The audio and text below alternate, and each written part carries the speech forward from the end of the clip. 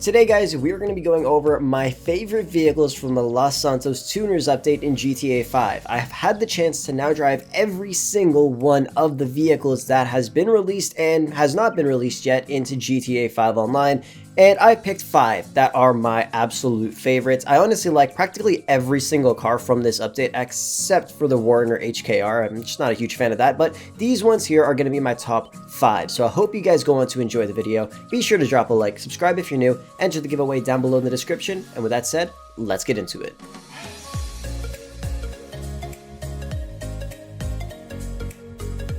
First up is going to be the Jester RR. Now when this car first came out, I honestly didn't expect to be a huge fan of it, but now I honestly really love it. I'm not a huge fan of the Mark V Supra. I love the Mark IV, but the Mark V just never really hit that spot for me, and I'm sure that happened for a lot of you guys as well when you heard about the Mark V Supra in real life. So we got it in GTA 5, and honestly it's pretty cool. I upgraded it and then it became even cooler, and then I started driving it around and it became awesome. My favorite part is the customizations. There is so many different things you could do to this car. It has 245 different modifications that you could do to it cosmetically, which is just insane. I absolutely love that. As an added bonus, of course, you could tint the headlights and the tail lights on it, and honestly the tail light tint on this thing looks sick. As another added bonus on top of that, the taillights are off a Mark IV Supra in real life. I'm so glad they didn't add the taillights from the actual Supra in real life, or else it would have looked kind of weird. I don't like those taillights, but these taillights that it has look phenomenal. I love the look of it, so that's an added bonus. If you're a Mark IV Supra lover,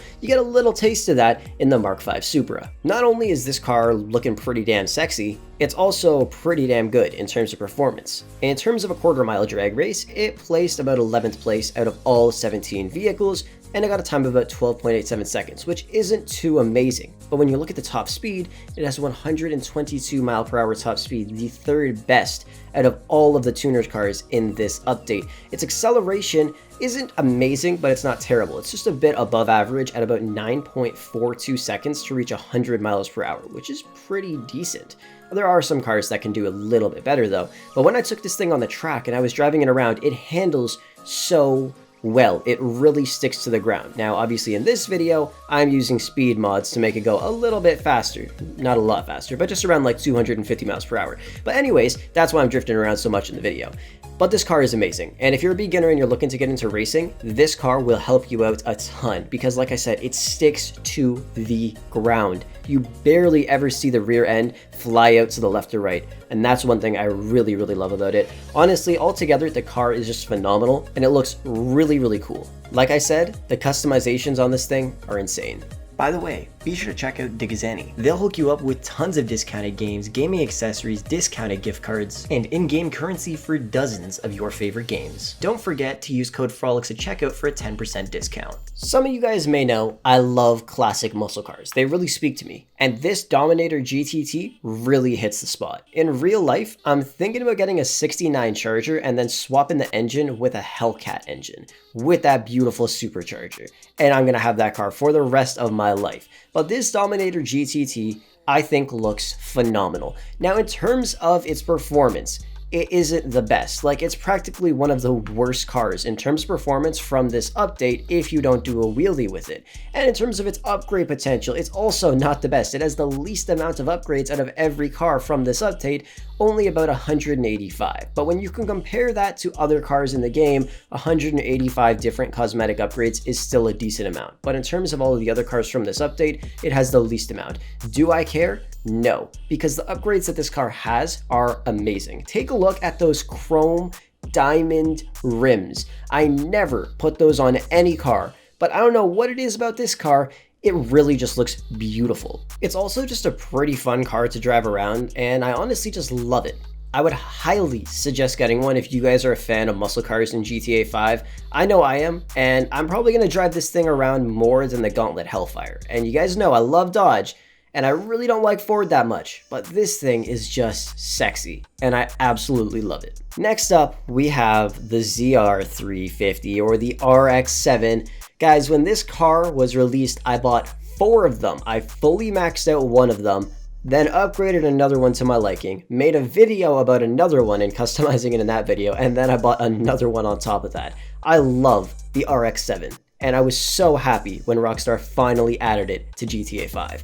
In terms of its upgrade potential, we don't have a ton of upgrades for it compared to some of the other vehicles in this update, but it's practically right in the middle there with 229 cosmetic upgrades that you could put on this beast, which is pretty damn great. Another feature I absolutely love about this car is its headlights. They're pretty freaking awesome. And of course, you can also set them to specific heights like drowsy eyes and sleepy eyes, which I also really like, but I honestly like the feature where you can just raise them up and put them down, because if you have drowsy or sleepy eyes on, you can't actually move the main headlights, which kind of sucks, but it still looks really, really cool. Now, in terms of everything else about this car, in terms of performance, it's actually quite average of a car compared to every other car in this update. If you were to do a quarter-mile drag race with this thing, it would come in 10th out of every other car from this update with a time of 12.85 seconds.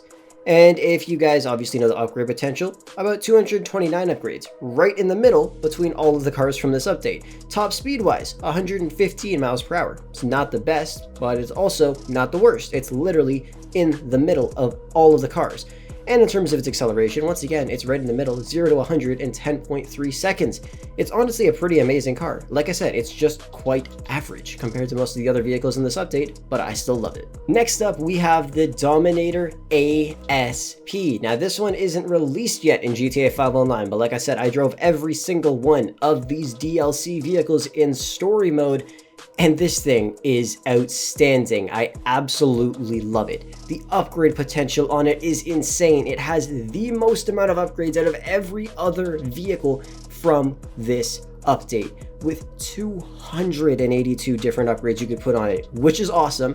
One of my favorite things about this car, though, is its wheelie. It is so simple to wheelie with this car. All you do is, rev the engine and then let go of the handbrake and then let go of the accelerator and then put your finger back on the accelerator. And this thing is just going to take off. I love it. I'm usually terrible at doing wheelies with practically every car in GTA 5, but this thing does it really well. And if you do it perfectly, you can easily get up to like 130 miles per hour in a matter of like 2 to 3 seconds, which is just freaking insane.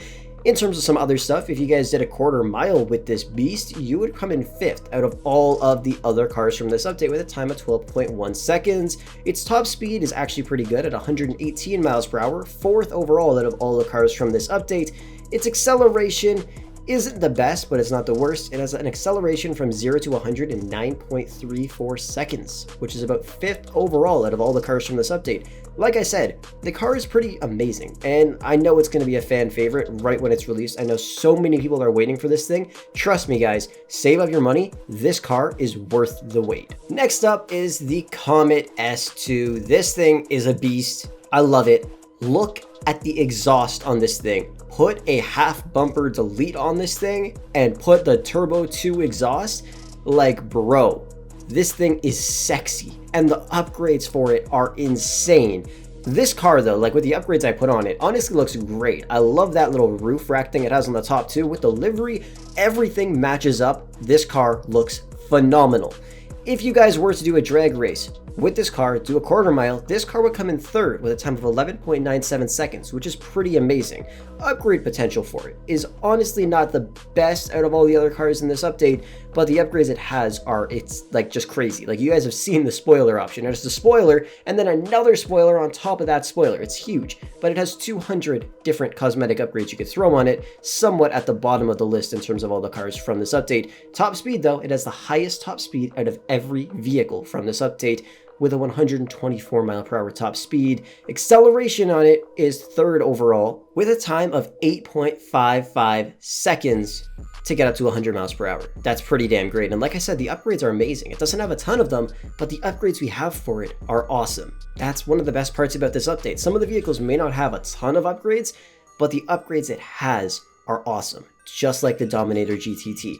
I love the look of this car, and I'm probably going to recreate at least 3 of these cars in online with different colors. The orange looks outstanding. I think a blue would look really nice. A white would look really nice.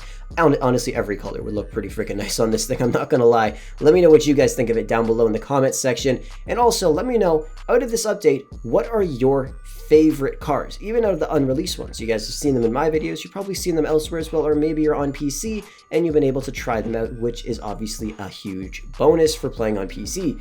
But anyways, let me know down below which cars are your favorite. But thank you guys so much for watching the video. I hope you enjoyed it. If you did, smash a thumbs up on it, subscribe if you're new to the channel, and I'll catch you guys in the next one.